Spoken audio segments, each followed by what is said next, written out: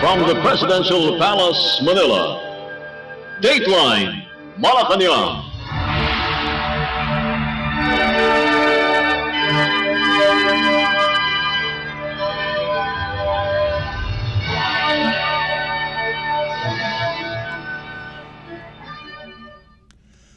Good day. This is Dateline Malacañang in review. Philippine President Ferdinand R. Marcos Jr. on Monday casted his vote for the barangay elections at the Mariano Marcos Memorial Elementary School in Batac City, Ilocos Norte Province, where he also urged the Filipinos to exercise their rights to suffrage. In casting his vote, President Marcos was not given any special treatment and, just like any other voter, brought with him a list of the candidates that he would vote. The president also queued up when he dropped his official ballot. In an interview, President Marcos emphasized that barangay officials play an important role in serving their constituents, especially that they represent the smallest unit of the local government in the country. The chief executive urged the Filipinos not to waste their votes and choose the candidates whom they think will truly serve them, as he reminded them they are the ones that they see every day. The president also reminded the public not to sell their votes. The chief executive emphasized that the barangay elections is very crucial, especially in the local and national political dynamics, as he stood firm that it will play an important role in the midterm polls. Let's listen to the interview of Philippine President Ferdinand R. Marcos Jr. after voting at the Mariano Marcos Memorial Elementary School in Batac City, Ilocos Norte Province. Magandang umaga po. Sir, there are reports that vote buying is still rampant in other parts of the country.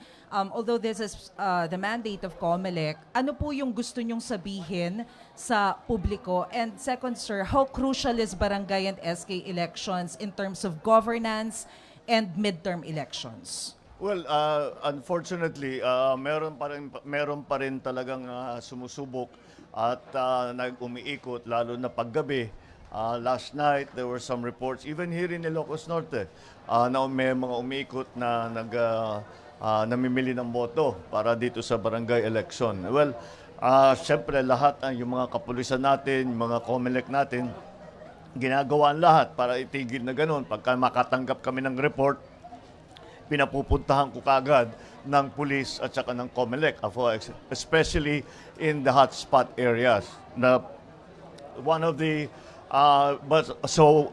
will do our part as the government. We will do our part to continue to enforce all of the laws that do not allow the use of vote buying as a part of the campaign. Ang aking payo lang sa ating mga kababayan ay huwag nyo naman itatapon ang inyong karapatan na makapili ng inyong mga barangay official. Dahil alam nyo naman po na ang mga barangay official ang mga kaharap ninyo araw-araw. Ito ang mga tinatakbuhan ninyo para makatulong sa inyong mga problema.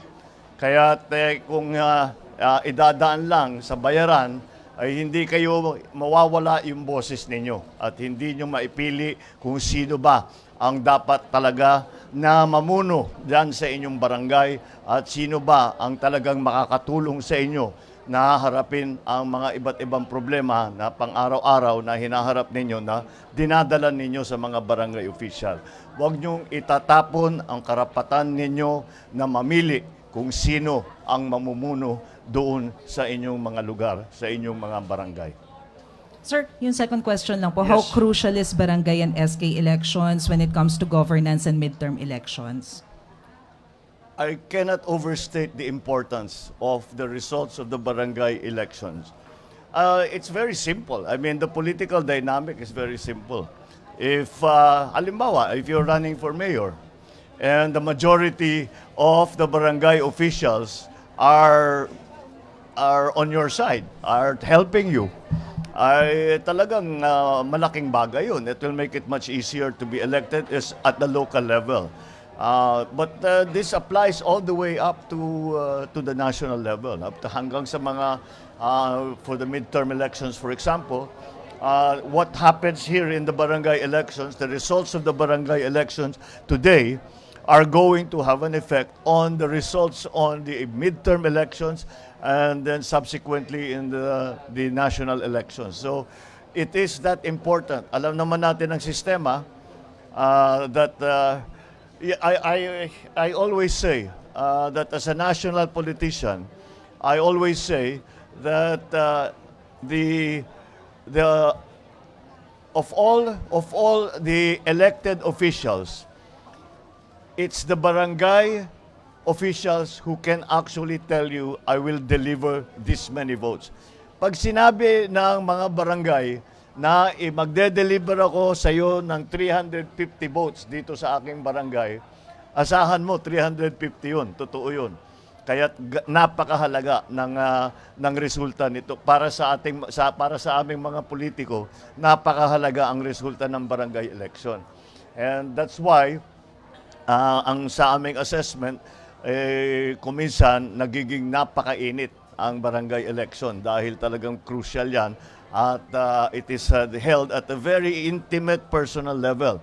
And that's why sometimes nagkakainitan ng husto, kaya yun ang ating gustong iwasan. Philippine President Ferdinand R. Marcos Jr. Dateline Malacañang. Philippine President Ferdinand R. Marcos Jr. on Tuesday urged the proclaimed winners of the 2023 Barangay and Sangguniang Kabataan Elections, or BSKE, to be honest at all times and to serve their constituents well.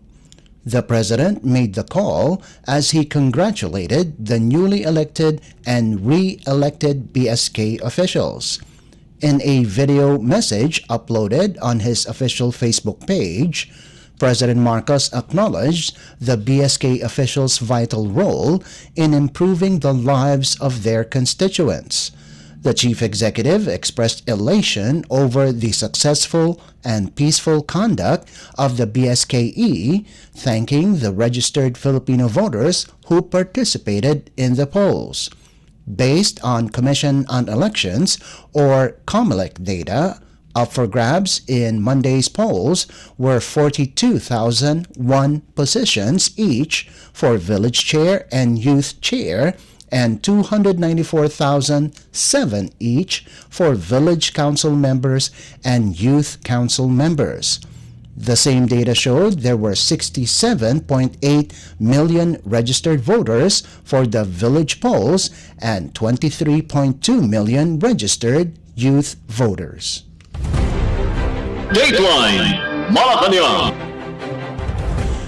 The Netherlands on Monday expressed its full support to the Philippines in calling for the observance of the international law in the South China Sea days following the collision incident between a Chinese Coast Guard and a Filipino resupply boat off Ayungin Shoal. In a joint press briefing, visiting Dutch Minister of Foreign Affairs Hank Bruins Slot said, "The Netherlands is committed to upholding the international law of the sea and will help Manila build its capacity." Bruins Slot then urged all parties in the South China Sea to respect this ruling and refrain from confrontational actions. The Dutch minister also announced that a Dutch frigate is scheduled to sail on the South China Sea in 2024. Meanwhile, the Netherlands is expected to designate a focal person who will work with the Philippine government to promote trade and boost Dutch investment in the country. Philippine Ambassador to the Netherlands, J. Eduardo Malaya, believes the Netherlands has seen the enormous potential in the Philippines. During their meeting in Manila, Bruins Slot and Foreign Affairs Secretary Enrique Manalo agreed to explore ways to enhance cooperation of water management, agriculture, and circular economy, among others.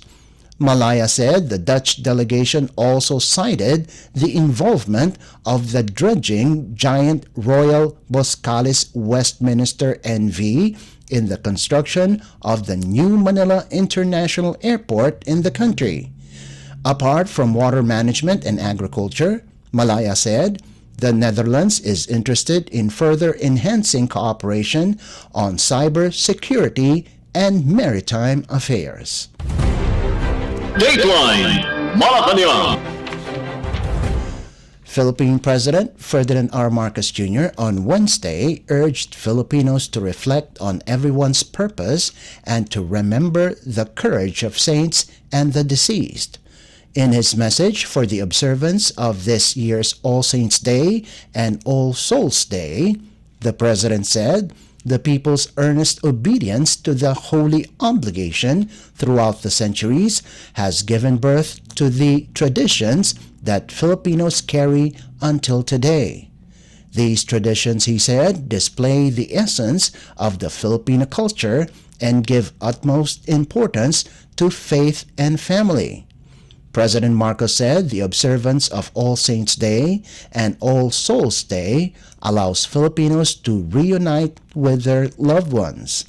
Celebrated on November 1st, All Saints' Day is a Christian solemnity dedicated to all saints, martyrs, and holy individuals, both known and unknown.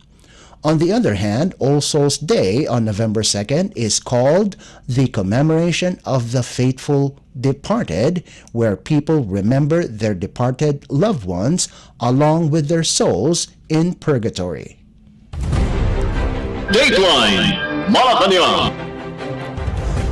Philippine President Ferdinand R. Marcos Jr. on Wednesday visited the tomb of his father, former President Ferdinand E. Marcos Sr.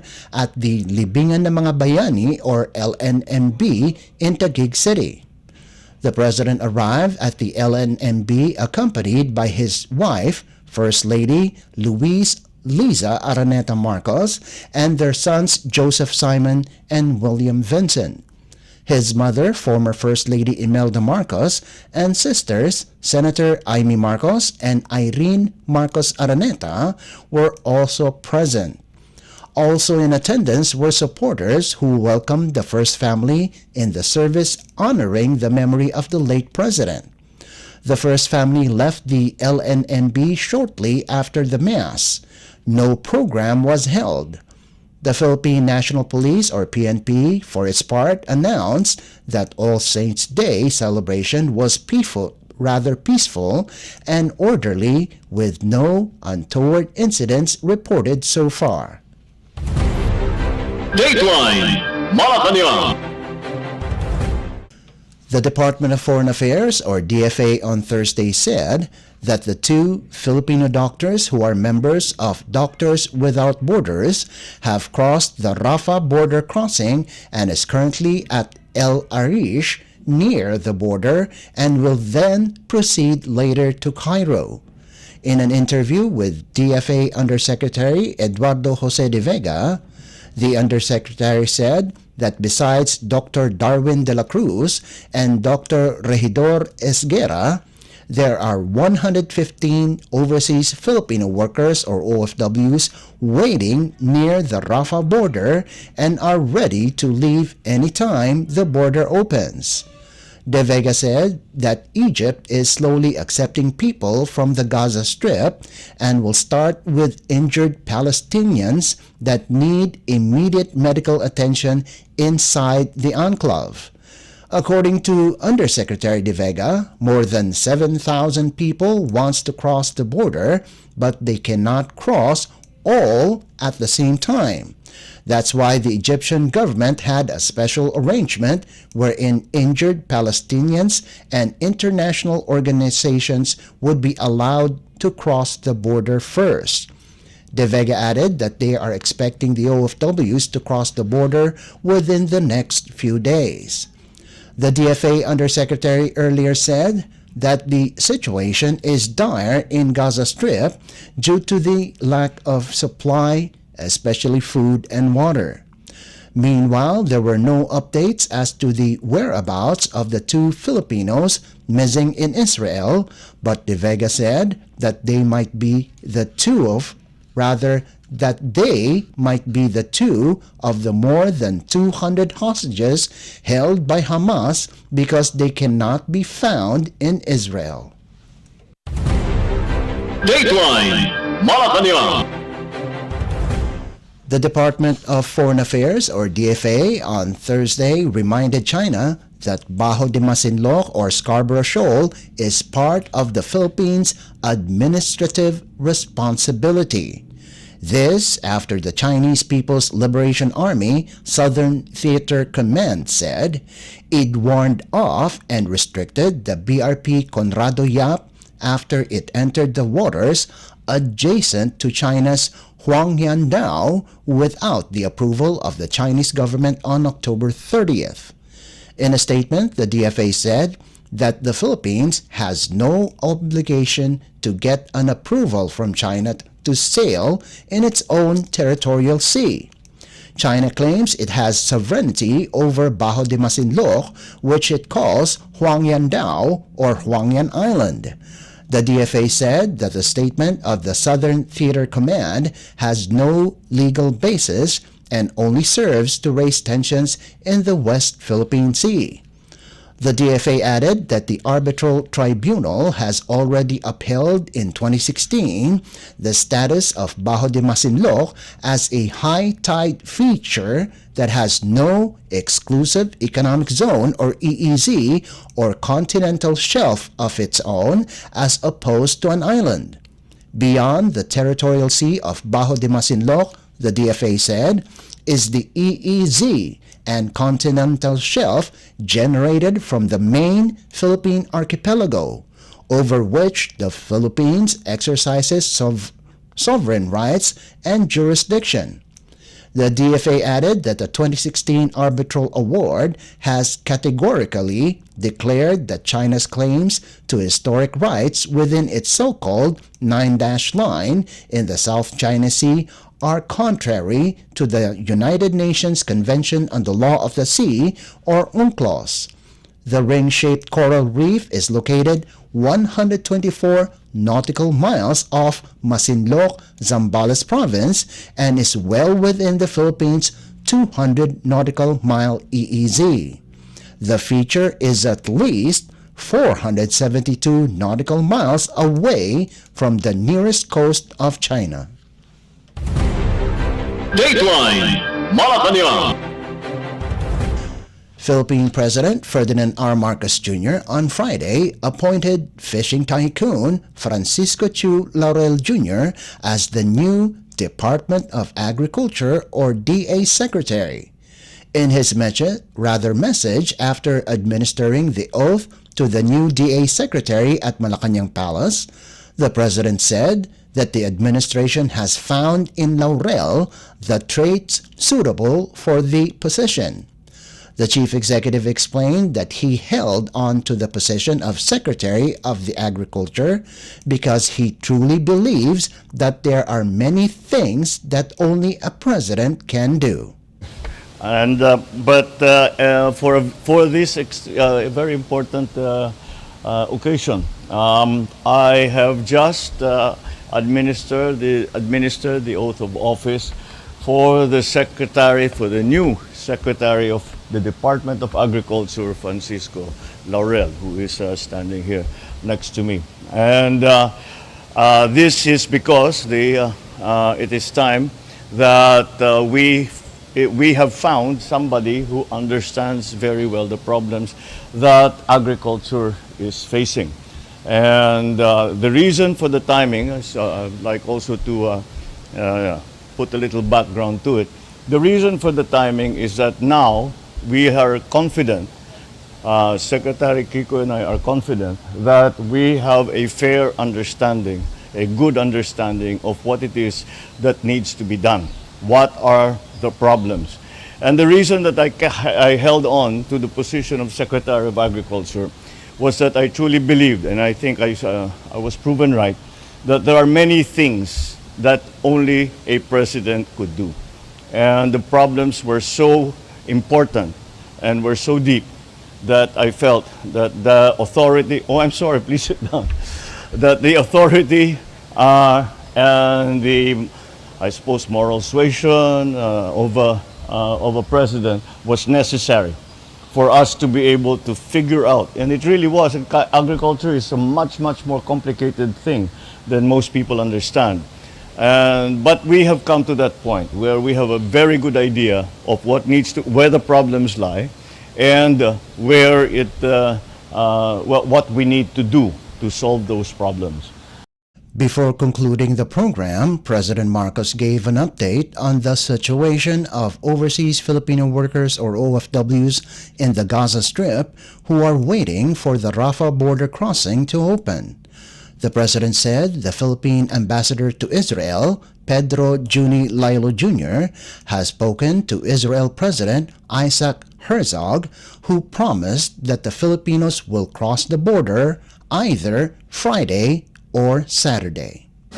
Before we finish, I would just I know many people are worried about our people, our Filipino nationals in Gaza, in Israel, in the middle of the war.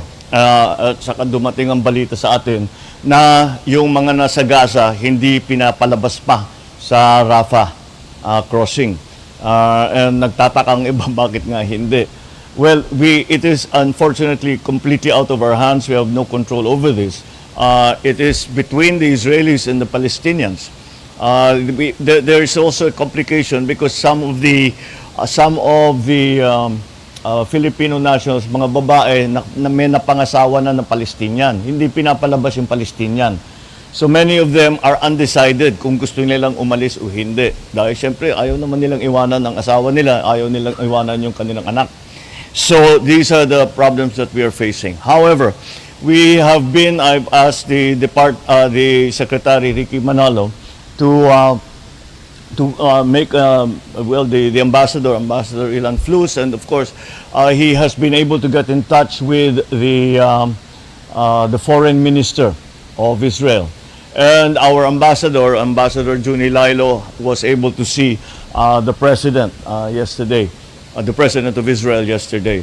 So may pangako sila sa atin na maipapalabas na ang mga Pinoy, mga Pilipino, maipapalabas na by today or tomorrow.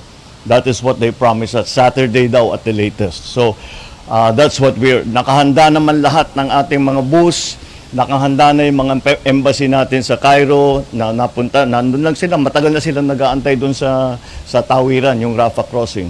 And they are ready for when the time comes na tumawid na ang mga Pinoy, dadalhin at pauwi. We have also offered our assistance to other ASEAN countries. Maraming Thai, may mga Vietnamese, meron mga iba't iba. So sabi namin kung sino mauna, magtulungan na lang tayo.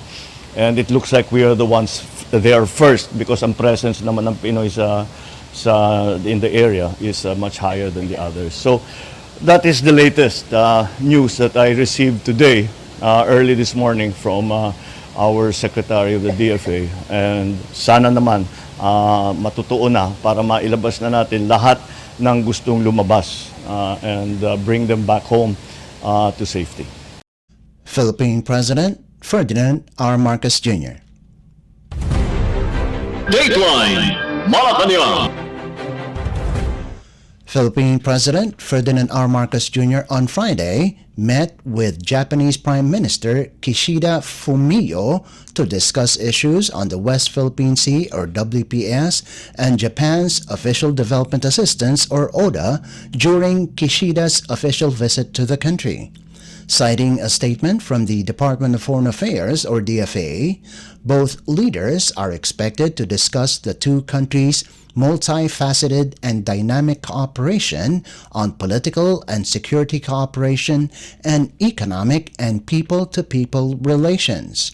The DFA added that they will also exchange views on major regional international, and United Nations issues affecting the region and the world. On Saturday, November 4th, Prime Minister Kishida will visit the House of Representatives to address the special joint session of Congress, which marks another significant milestone in the strong diplomatic alliance between the Philippines and Japan. President Marcos and Kishida also met in Tokyo in February when the terms of reference on humanitarian assistance and disaster relief activities of the Japan Self-Defense Forces in the Philippines was signed. During his official visit to Tokyo in February, the chief executive also had an audience with Japanese Emperor Naruhito and Empress Masako and meetings with various business leaders and investors. President Marcos's Japan trip led to the signing of about $13 billion worth of investment pledges expected to generate about 24,000 jobs for Filipinos. Kishida also pledged in February to provide 600 billion yen or about $4.6 billion in official development assistance and private sector investment to support the Philippines' economic development plan to become an upper middle income country by 2025. Dateline Malacañang. Before we conclude our program, we would like to invite everyone to come and visit our Facebook page at Radyo Pilipinas World Service. You will be able to hear and view our Filipino and English programs, including news updates here in the Philippines. Kindly subscribe, like, and share our posts as well.